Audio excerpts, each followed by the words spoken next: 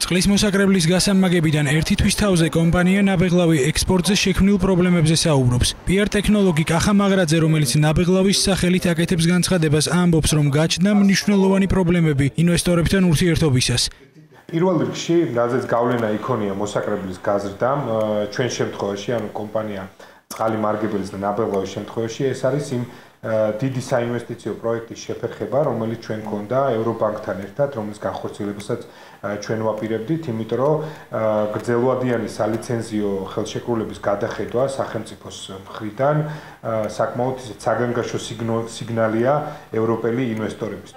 პრობლემას კომპანიები ადგილობრივ ბაზარზე პროდუქციის შესაძლო გაძვირებაშიც ხედავენ, თუმცა დღეს ირკვევა, რომ ბორჯომისა და ნაბეღლავის პროდუქციაზე ფასი ჯერჯერობით უცვლელია.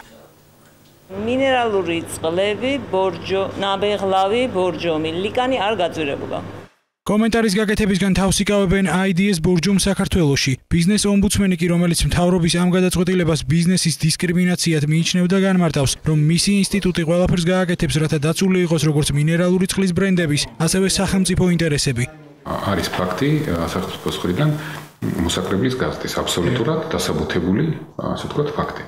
ამ ფაქტს შეიძლება შევხედოთ ორი მხრიდან. ერთი მხრით ბიზნესის ინტერესების ჭრილში, მეორე მხრით სახელმწიფოს ინტერესების ჭრილში. ჩვენ ვცდილობთ, რომ შემდგომში ამ კომპანიების განვითარებისათვის, საინვესტიციო პროგრამებისათვის გარკვეული მხარდაჭერა გავუწიოთ, რომ როგორმე კომპენსაცია გავაკეთოთ იმ ზრდის, იმ ხარჯების ზრდის, რომლებიც გამოიწვია მოსაკრებლისთან.